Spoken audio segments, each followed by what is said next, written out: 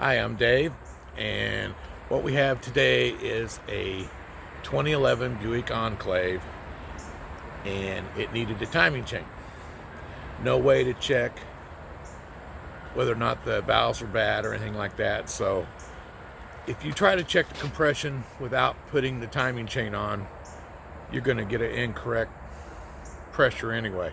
So I put the timing chain on. The correct thing to do that I didn't do was to take the heads off first and check the heads at the same time to check the valves to see if they were bent. I put the timing chain set in and it would not start. Sorry about the background noise. So what we have to do now is basically I have to take the intake off.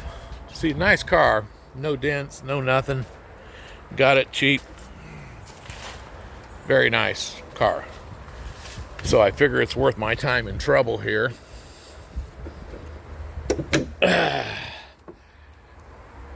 Very nice car. I've got the top plate off right here, but I've already done all the timing chaining like that. Like I said, it won't start, so I'm going to have to go through and check the compression. In order to check the compression, down here is where the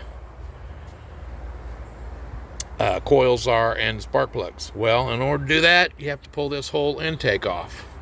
So I'll pull all that off, pull the plugs out, I'll do a valve check. At that same time, to check the valves, we'll check the firing, make sure the coils are firing. And of course, in order to check the coils, you have to pull them out. And like I said, they're down underneath the intake, so the intake has to come off. They make this car so hard to work on. It seems complicated, but it's just a lot of parts. It's not, it's doable by a better than average mechanic. But, just follow it step by step, and you can usually get that thing done. So the first thing we're going to do this afternoon is pull the intake off and get the coils and the spark plugs out. And we're back with you in a minute. Okay, I pulled the air intake tube off the intake there.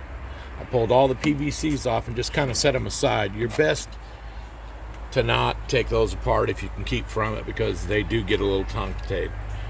And pick up this wiring harness after you pulled the bolt off right here.